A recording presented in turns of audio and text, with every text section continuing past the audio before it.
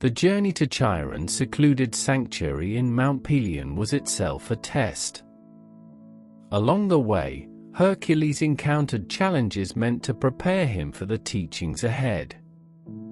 He hunted wild game to prove his resourcefulness, climbed treacherous cliffs to test his endurance, and crossed rivers that nearly swept him away. By the time he reached Chiron, Hercules was weary but eager to begin his training. Chiron welcomed him warmly, offering a meal and a place to rest. "Here," the centaur said, "you will learn not only the art of battle but the art of life. A true hero understands the value of compassion, the weight of responsibility, and the necessity of wisdom." Chiron's training was rigorous, designed to challenge Hercules' body, mind, and spirit. Each day began before dawn with exercises that pushed Hercules to the limits of his endurance. He lifted boulders, practiced with heavy weapons, and sparred against skilled opponents. Under Chiron's watchful eye, Hercules learned to channel his immense strength, striking with precision rather than brute force. But it wasn't all physical. Chiron placed great emphasis on the intellect. He taught Hercules to read and write, to understand the complexities of strategy, and to study the stars. "A hero who cannot think," Chiron often said, "is as dangerous to himself as to others." These lessons were sometimes more challenging for Hercules than the physical tasks, as patience did not come easily to him.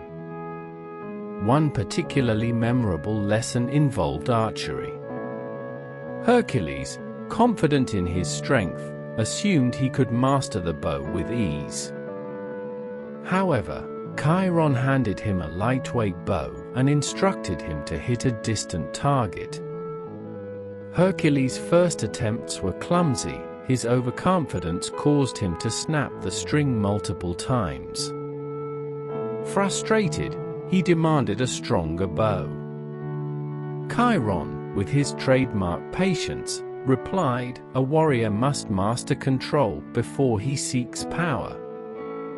Over time, Hercules learned to temper his strength, eventually becoming an expert marksman.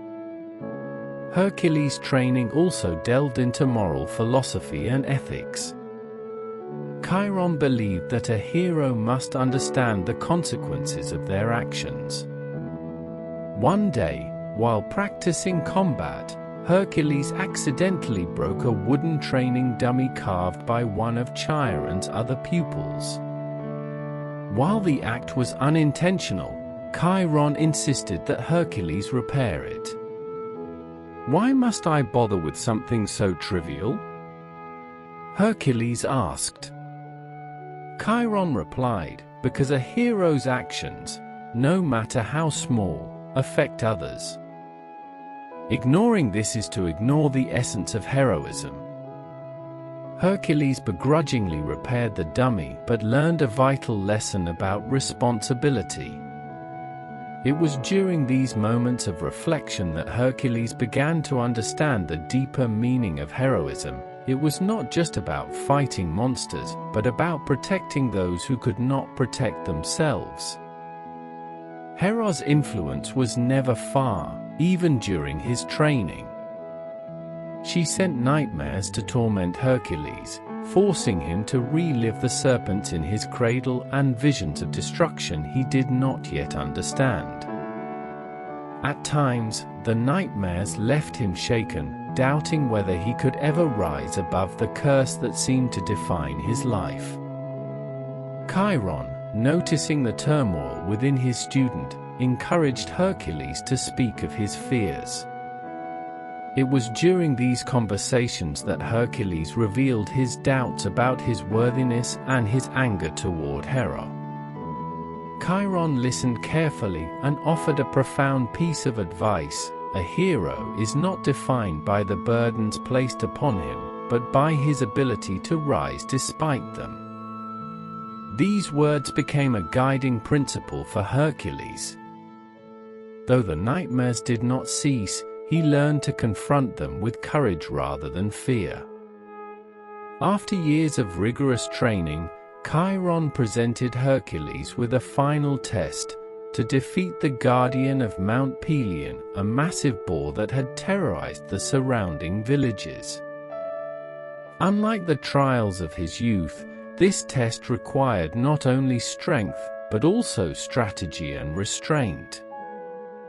Hercules tracked the boar for days, studying its habits and weaknesses.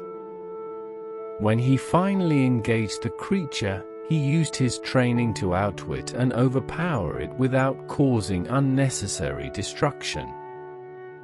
Victorious, Hercules brought the subdued boar back to Chiron, who declared him ready to face the world. When the time came for Hercules to leave, Chiron gave him a parting gift, a finely crafted sword and a simple but profound message. The world will test you in ways even I cannot prepare you for. Remember what you've learned here, Hercules. Your strength is a gift, but your heart will define your legacy. With gratitude and a newfound sense of purpose, Hercules left Mount Pelion, ready to face the challenges ahead. The training he received from Chiron would become the foundation of his heroism, guiding him through the trials that awaited. Hera's first attack on Hercules, sending serpents to his cradle, had failed spectacularly, but it did little to dissuade her. One such moment came during Hercules' early years in Thebes, where he had begun to make a name for himself. Hera, ever watchful, planted seeds of jealousy among the people. Rivals emerged, challenging Hercules not only physically but politically, questioning his worthiness and accusing him of exploiting his divine lineage. Though Hercules defeated these challengers time and again, their accusations left scars on his spirit. The most devastating manifestation of Hera's curse, however, came in the form of madness. Determined to destroy Hercules from within, she inflicted a temporary insanity upon him, clouding his mind with rage and confusion. In this altered state, Hercules committed a horrific act. He killed his own wife, Megara, and their children. When he regained his senses, the enormity of what he had done crushed him. The hero who had conquered beasts and enemies was now broken by his own actions. This tragedy marked a turning point in Hercules' life. Stricken with guilt and seeking redemption, he turned to the Oracle of Delphi for guidance. The Oracle, acting under Hera's influence, instructed him to serve King Eurystheus of Mycenae, performing tasks so daunting that they were deemed impossible.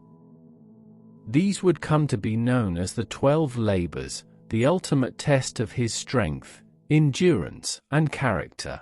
Hercules' 12 labors began with a task that seemed impossible even for the strongest of mortals, defeating the Nemean Lion. With nothing but his club, a bow, and a quiver of arrows, Hercules journeyed to the hills of Nemea. Along the way, he met villagers who recounted harrowing tales of the lion's ferocity.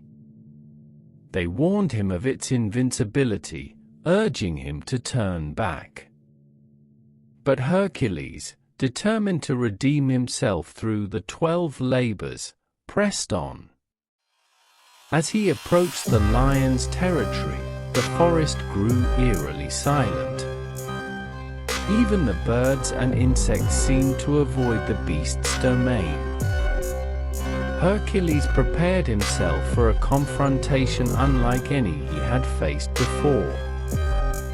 Hercules spotted the lion near the mouth of a cave, its massive frame illuminated by the fading sunlight. The creature's golden fur gleamed, and its eyes burned with an unnatural intelligence. Hercules drew his bow and fired an arrow with all his strength.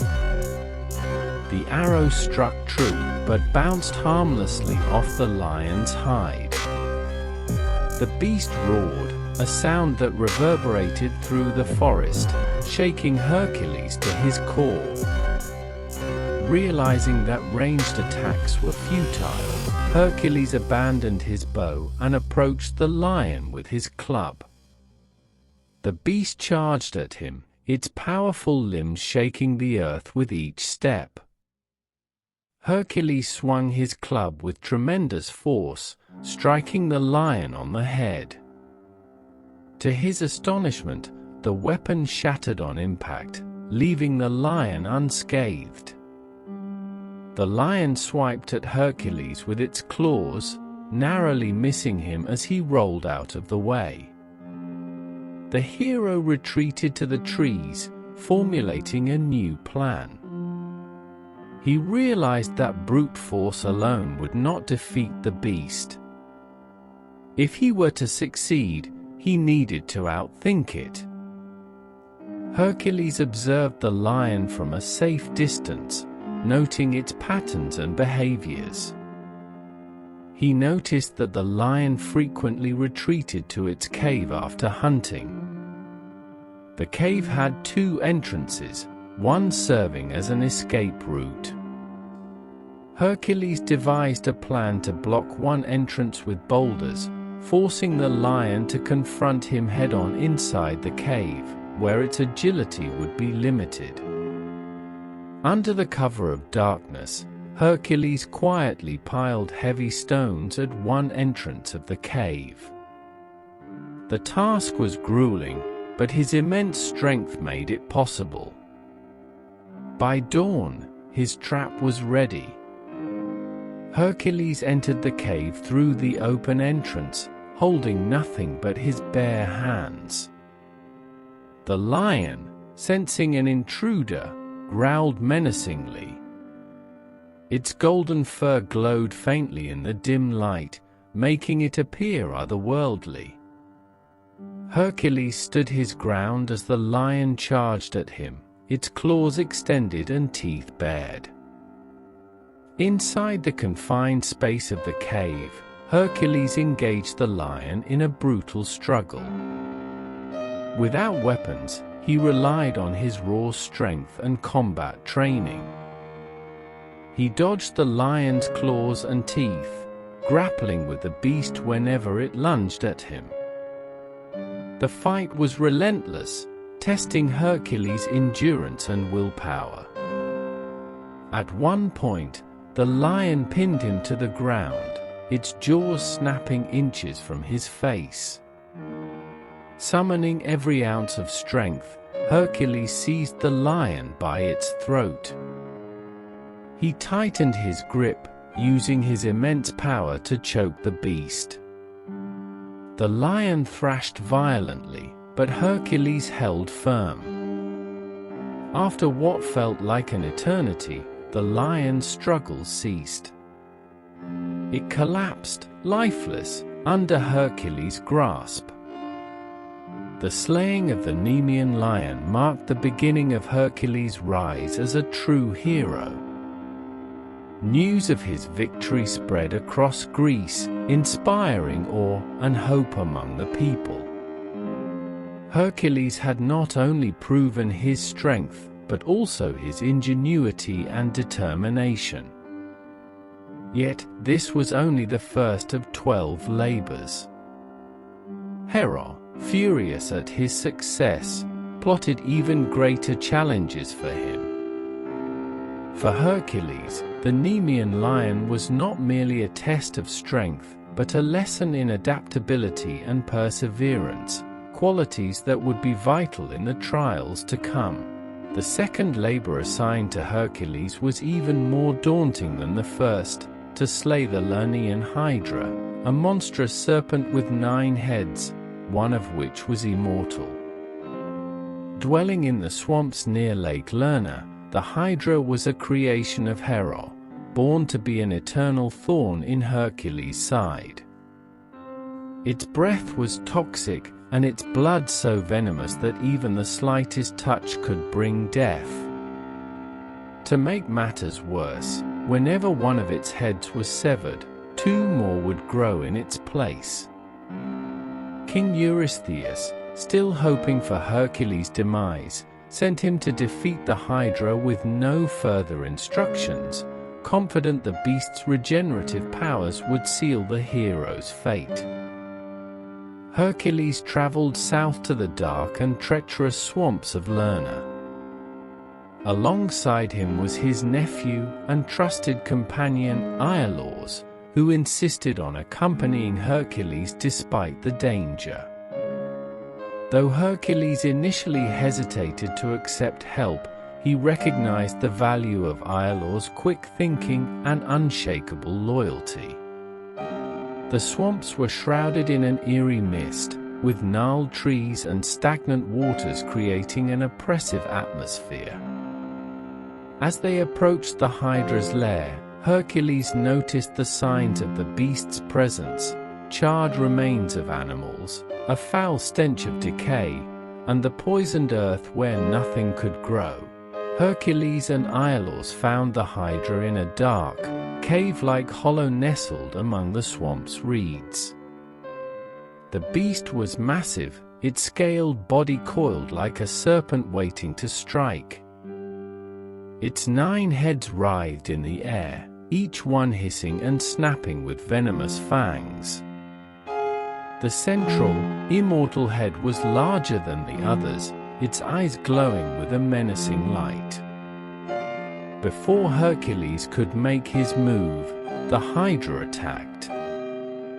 Its heads lunged at him from different angles, forcing him to dodge and block with his lion skin cloak. The beast's breath was suffocating, filling the air with a noxious fog that made it difficult to see or breathe.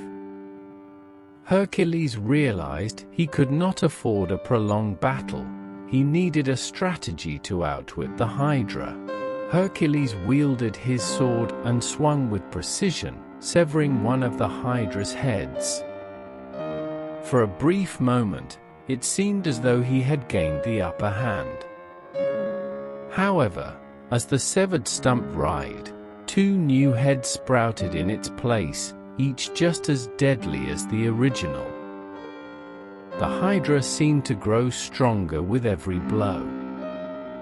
Realizing brute force would not suffice, Hercules retreated momentarily to devise a new plan. Iolaus, observing the regenerative nature of the Hydra, suggested using fire to cauterize the wounds and prevent the heads from growing back. Hercules, impressed by his nephew's cleverness, agreed to the plan. Armed with a blazing torch prepared by Iolaus, Hercules returned to the fray. This time, he adjusted his approach. Each time he severed one of the Hydra's heads, Iolaus quickly cauterized the wound with the torch, preventing regrowth. The method was effective, though the battle remained grueling. The Hydra thrashed violently, using its massive tail to sweep at Hercules, knocking him to the ground multiple times. The toxic fumes from the Hydra's breath continued to sap Hercules' strength. However, he pressed on, his determination unwavering. One by one, the Hydra's heads fell, each wound sealed by the searing flame. Eventually, only the immortal head remained. The final head posed the greatest challenge. Unlike the others, it could not be destroyed by conventional means. Hercules grappled with the beast, using his incredible strength to hold it down while avoiding its venomous fangs. After a fierce struggle, he finally overpowered the creature. Rather than severing the immortal head, Hercules used his sword to bury it deep within the earth. He then rolled a massive boulder over the burial site, trapping the head beneath the weight of the stone for eternity. Once the beast was defeated, Hercules dipped his arrows into the Hydra's venomous blood, imbuing them with a deadly poison. These arrows would prove invaluable in future battles, capable of felling even the most formidable opponents. However, the act also foreshadowed tragedy, as the poison would later play a role in Hercules' own downfall. In the heart of Greek mythology lies a tale of patience, strategy, and divine intervention, the story of Hercules and the Ceryneian Hind. After slaying the Nemean Lion and defeating the Lernaean Hydra, Hercules was faced with a new challenge. His third labor, assigned by King Eurystheus, was unlike the others. He was tasked with capturing the sacred Ceryneian Hind alive. The hind was no ordinary creature. Known for its speed and agility, it was said to outrun the swiftest hunters. To harm it would bring the wrath of Artemis, goddess of the hunt. The journey to the Ceryneian hills tested Hercules' endurance. Wild animals and treacherous terrain stood in his way, but these challenges were mere preambles to the true trial that awaited him. In the shadowy depths of the forest, the elusive hind awaited, a creature of unmatched beauty and intelligence. Unlike his previous labors, brute force would not serve him here. Hercules knew that capturing the hind required patience and strategy. For days, Hercules followed its tracks, carefully noting its patterns and habits. Each step brought him closer to his goal. When the moment finally came, Hercules moved with lightning speed. The hind, sensing danger, fled through the forest in a blur of gold and bronze. The chase lasted hours, testing Hercules' stamina and resolve. The terrain was unforgiving, but Hercules' determination never wavered. At last, the hind was trapped.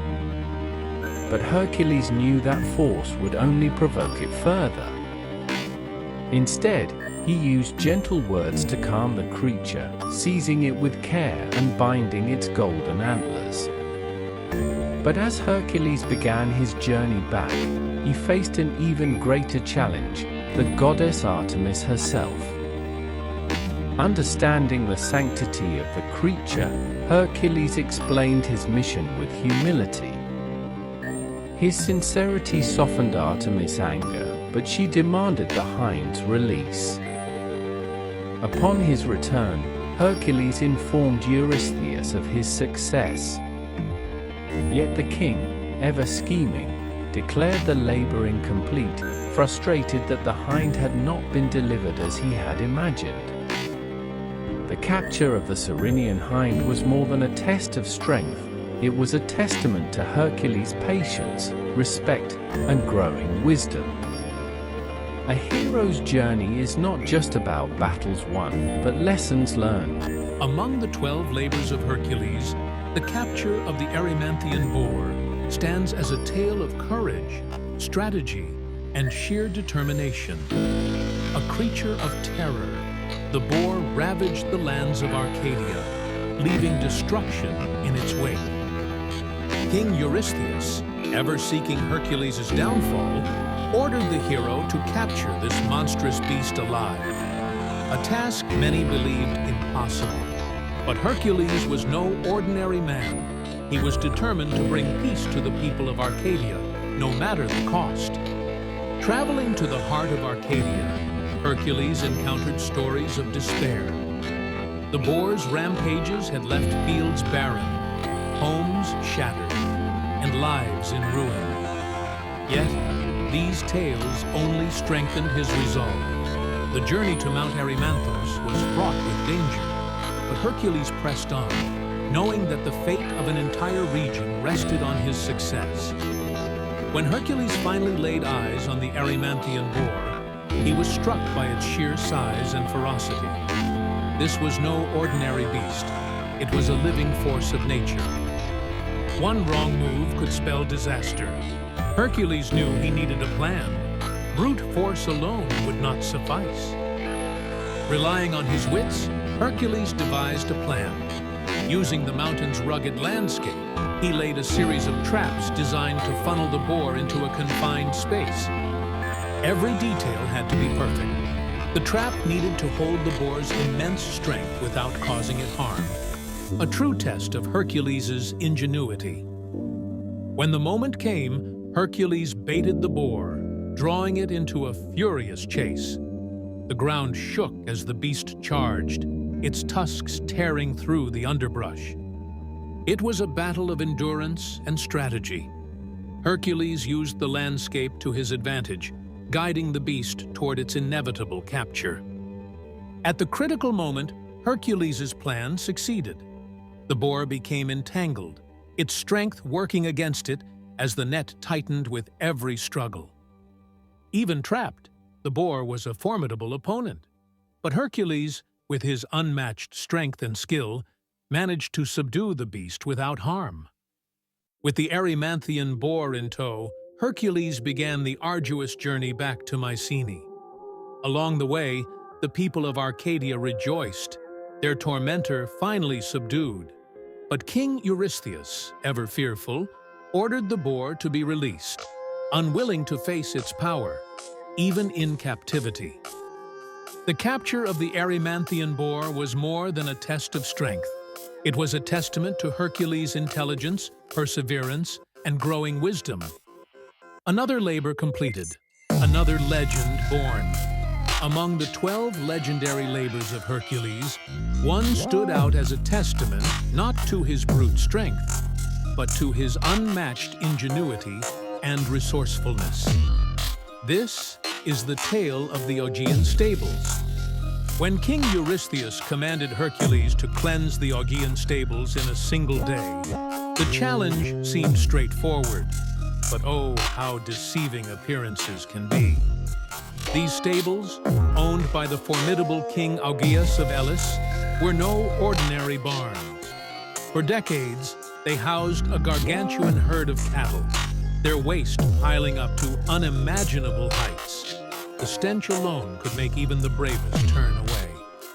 The challenge was clear. This was no ordinary task. It was an ordeal designed to break even the mightiest hero.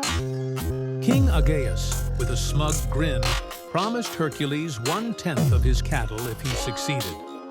But both Augeas and Eurystheus were certain. This was a task destined for failure. Yet, they underestimated the wit of the hero they sought to humble. Hercules knew brute force alone wouldn't suffice. But as he observed the stable's surroundings, inspiration struck. A plan so audacious, it could only belong to the son of Zeus himself. 2 rivers ran near the stables. What if their waters could do what no tool or manpower could accomplish? Hercules devised a daring strategy. He would redirect the rivers and use their might to flush the stables clean. With relentless determination, Hercules carved a path for the rivers. His strength, combined with sheer willpower, turned nature itself into his ally. And then it happened. The waters of the Alpheus and the Peneus roared into the stables, carrying away filth that had amassed for generations. In mere hours, the Augean stables were transformed from a cesspool of despair to a place of immaculate cleanliness. Augeas stood speechless.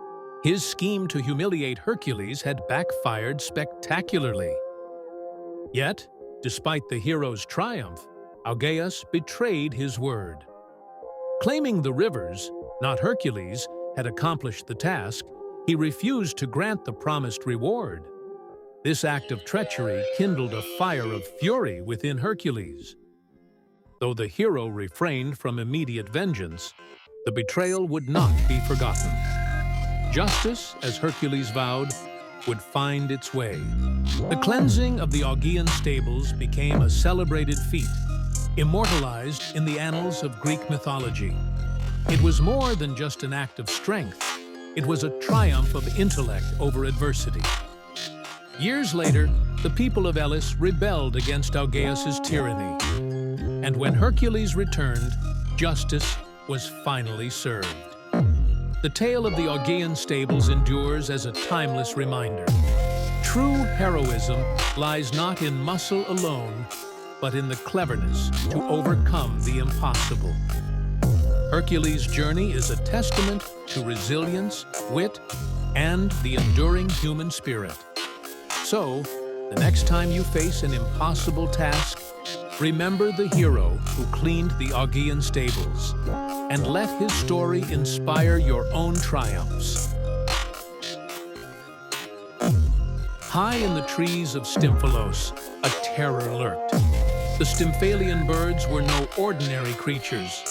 With feathers as sharp as blades and talons that could pierce armor, they rained death upon the innocent. For years, the people of Stymphalos had lived in fear, their fields destroyed and lives shattered. These deadly birds weren't just a nuisance, they were an unstoppable menace. The cries of the desperate villagers reached the ears of King Eurystheus, who saw an opportunity to challenge Hercules. Thus, the sixth labor of the mighty hero was set: drive the Stymphalian birds away and restore peace to the region. King Eurystheus, ever hoping to see Hercules fail, believed this labor would be the hero's downfall. The birds were swift, lethal, and overwhelming in number. Yet, as always, Hercules accepted the challenge without hesitation. Upon arriving, Hercules found the land in utter despair. The once fertile fields were barren, the forest eerie and silent, save for the occasional rustle of wings. It was clear. This was not a battle Hercules could win with sheer strength alone. He needed a plan, something clever, something divine. Recognizing the gravity of the task, Hercules sought guidance from Athena, the goddess of wisdom and strategy. Seeing his plight, Athena gifted him a set of bronze clappers. These instruments would create a sound so powerful that it would drive the birds out of their hiding places, exposing them to Hercules' wrath. Use these wisely, Athena advised. Let the sound disorient them, and when they scatter, strike them down. Hercules bowed in thanks, knowing this divine gift was his key to victory. Stepping cautiously into the forest, Hercules could feel the presence of the birds above him. Their nests were hidden in the trees, and their sharp eyes watched his every move. The hero stood still, listening to the ominous silence, preparing for what lay ahead. With a thunderous roar, the clappers did their work. The Stymphalian birds, startled and disoriented, burst into the sky in a chaotic frenzy.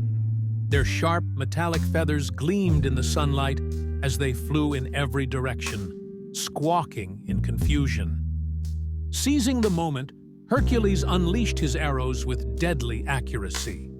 One by one, the birds fell from the sky, their metallic feathers clinking as they hit the ground.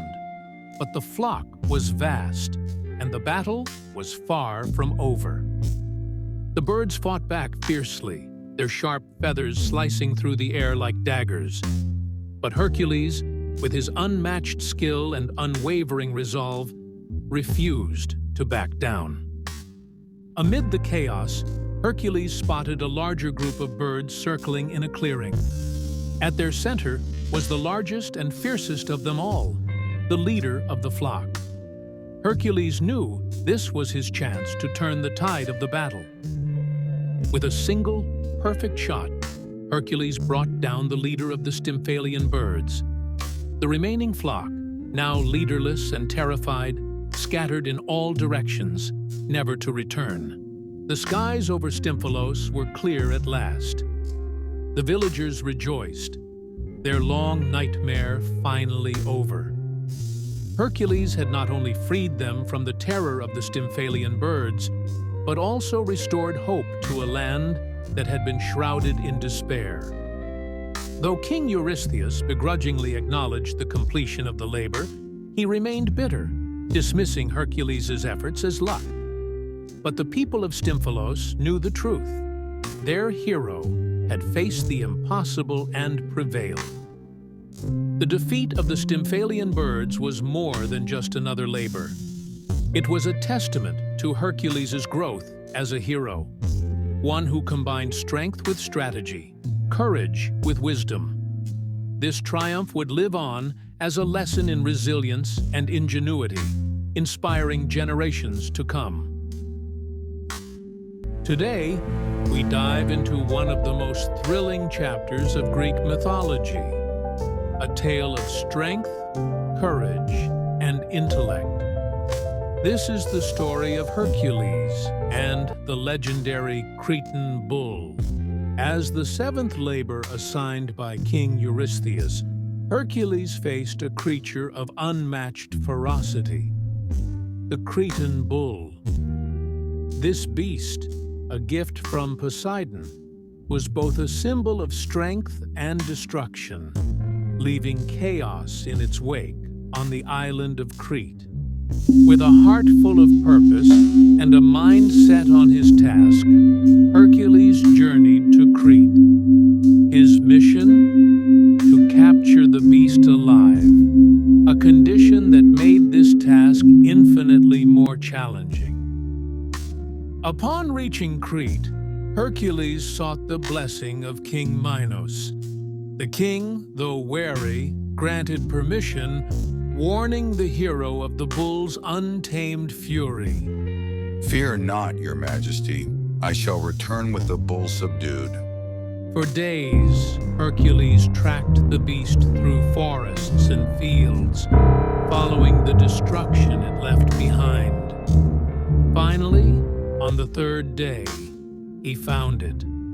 A magnificent creature grazing in the meadow, its coat gleaming like fresh snow, its horns sharp as daggers.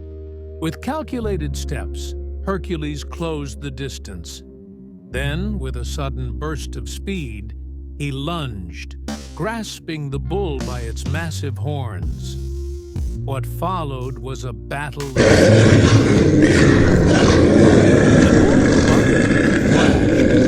Hercules held firm, using his skill and patience to tire the beast. After an exhausting struggle, he finally subdued it. Triumphant, Hercules returned to King Eurystheus, presenting the bull alive as commanded. But instead of praise, Eurystheus ordered the creature released, refusing to acknowledge the hero's incredible feat. While the king denied Hercules his due, the people of Crete rejoiced. Their land was free of the bull's terror, and their lives could finally return to peace. The capture of the Cretan bull was more than a test of Hercules' strength. It was a testament to his strategic mind and unwavering resolve. By capturing the bull alive, he proved that even the mightiest challenges could be overcome with patience and skill. The story of the Cretan bull lives on, a legend that showcases the brilliance and bravery of Hercules, a hero whose deeds continue to inspire us to face our challenges with courage and determination. In a land plagued by chaos, 4 bloodthirsty beasts ruled the night, the mares of Diams. Their hunger was insatiable, their fury unmatched. And for Hercules, they would become one of his most dangerous challenges. Capture the mares of Diams, Hercules. Prove your strength, or perish trying. The mares were no ordinary horses. They feasted on human flesh, their savage reputation striking terror even in the hearts of warriors.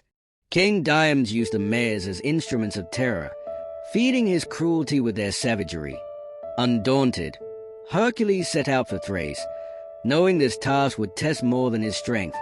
It would demand his cunning. Beware, hero. These beasts are not of this world. They crave flesh, and even their master fears them. Under the cover of darkness, Hercules devised a plan. He would subdue the guards silently and capture the mares one by one. The mares were as ferocious as the legends claimed. Each one tested Hercules' strength and resolve. One by one, Hercules subdued the mares, his unyielding determination overpowering their savage nature. After hours of struggle, Hercules began the arduous journey back to Mycenae, the mare's wild spirit still unbroken. These beasts are more trouble than they are worth. What use are they to me? Diams, enraged by the loss of his prized horses, attacked with his army. But Hercules was unstoppable. With the cruel king defeated, Hercules ensured that the mares would never again terrorize the innocent. The mares of Diam symbolized untamed power and cruelty. Through strength and wisdom, Hercules turned chaos into peace.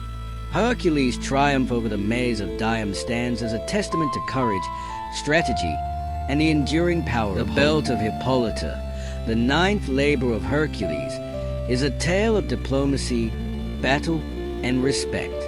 Join us as we delve into this legendary story. Hercules' task was to retrieve the belt of Hippolyta, queen of the Amazons. This belt, a symbol of her authority, was highly prized and guarded by her fierce tribe. The labor was not just a test of strength, but of Hercules' ability to navigate complex challenges.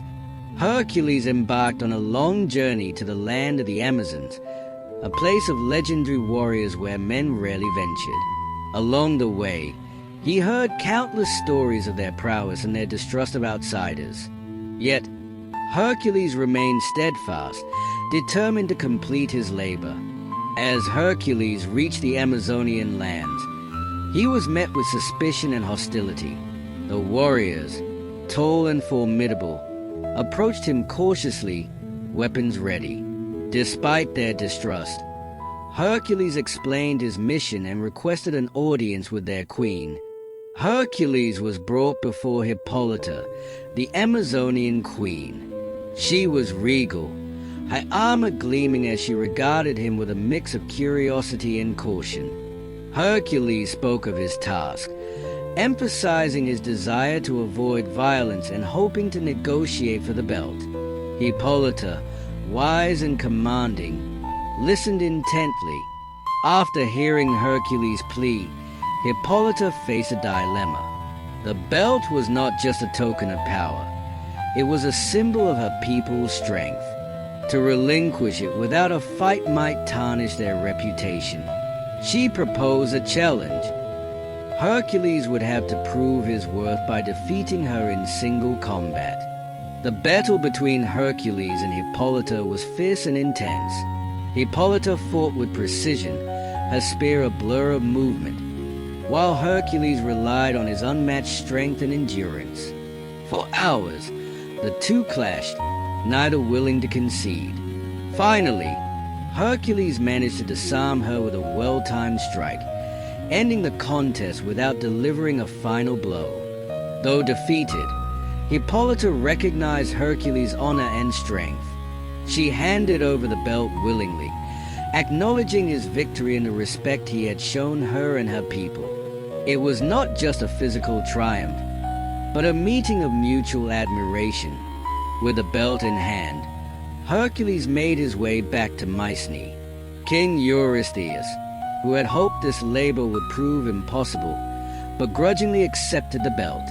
Once again, Hercules had triumphed against all odds. The belt of Hippolyta became a symbol of more than just victory. It represented strength tempered with wisdom and respect earned through honorable action. The Amazons would remember Hercules not as an enemy but as a hero who upheld their values in his own way. Thank you for joining us on this journey through the legend of Hercules. Don't forget to like, share, and subscribe for more epic stories. The Cattle of Geryon, Hercules' 10th labor, is a tale of unimaginable challenges, heroic feats, and relentless determination. Join us as we unravel this extraordinary legend. The jealous king Eurystheus devised a seemingly impossible labor. Hercules was to retrieve the red cattle of Geryon, a fearsome monster residing on the distant island of Erythea. Hercules set out on a journey beyond the known world, crossing scorching deserts, treacherous mountains, and untamed wilderness to reach the mythical island of Erythea. Along his journey, Hercules encountered the Titan Atlas. Temporarily bearing the weight of the heavens, Hercules displayed his strength and earned valuable guidance for the challenges ahead. Reaching Erythea, Hercules faced Orthrus, the ferocious two-headed dog. With a single arrow, he swiftly neutralized the beast, paving the way to the cattle. As Hercules approached the cattle, Geryon emerged, a monstrous figure with 3 heads and 6 arms. The stage was set for an epic battle. The battle between Hercules and Geryon was ferocious.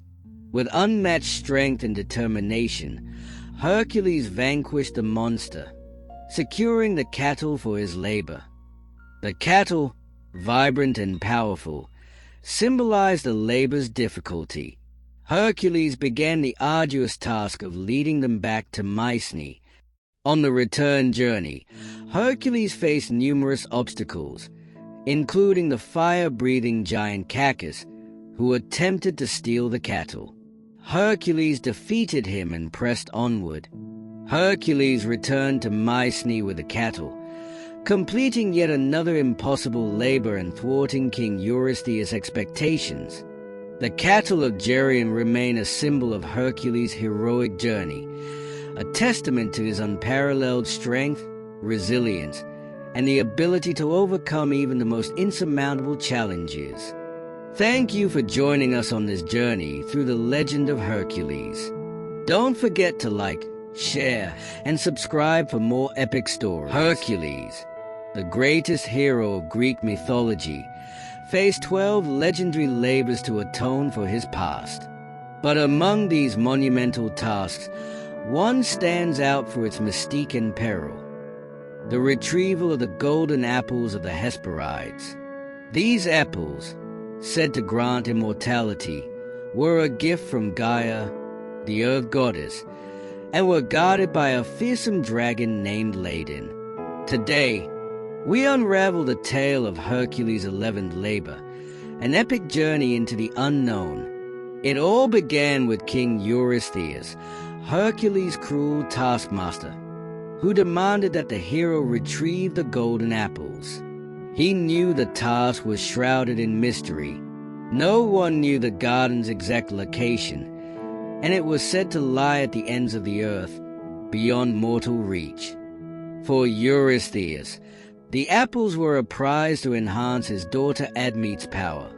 But for Hercules, this was yet another test of his strength, wit, and unyielding resolve. Hercules began his journey by seeking the wisdom of Tiresias, the seer. Tiresias revealed that to find the garden, Hercules needed to capture Nereus, the ancient sea god who held the knowledge of its location. But Nereus was a shapeshifter, elusive and cunning. Hercules tracked Nereus and caught him as he swam near the coast. The struggle was intense. Nereus shifted forms: a serpent, a lion, a roaring wave. But Hercules held on, his strength unmatched. Finally, Nereus yielded and revealed the location of the garden, the farthest edge of the world. After a treacherous journey, Hercules arrived at Mount Atlas. Here, he encountered the Titan Atlas, the father of the Hesperides. Atlas was cursed to hold the heavens on his shoulders for eternity, a punishment from the gods. Hercules offered a deal. He would take on Atlas' burden temporarily if the Titan would retrieve the apples from the garden. Atlas, eager for relief, agreed. With the heavens upon his shoulders, Hercules bore the unimaginable weight while Atlas ventured into the garden. In the garden, Atlas faced Ladin, the sleepless dragon. Using his immense strength, Atlas defeated the Guardian and plucked the golden apples. The Hesperides, the nymphs of the evening, watched in silence as their treasures were taken. But when Atlas returned, he had no intention of taking the sky back. He offered to deliver the apples himself, leaving Hercules to bear the heavens forever. Hercules, however, was no fool. Using his wit, he tricked Atlas. He feigned agreement but requested that Atlas hold the sky for a moment while he adjusted his position. As soon as Atlas took back the heavens, Hercules seized the apples and departed, leaving the Titan trapped once more. The journey back to Mycenae was fraught with peril, but Hercules' determination saw him through. At last, he stood before King Eurystheus, presenting the golden apples. Once again, Hercules had achieved the impossible, proving his unmatched heroism. The golden apples were more than a prize. They symbolized immortality, resilience, and the indomitable spirit of a hero who faced insurmountable odds. Hercules' 11th labor remains a testament to his strength, wisdom, and cunning.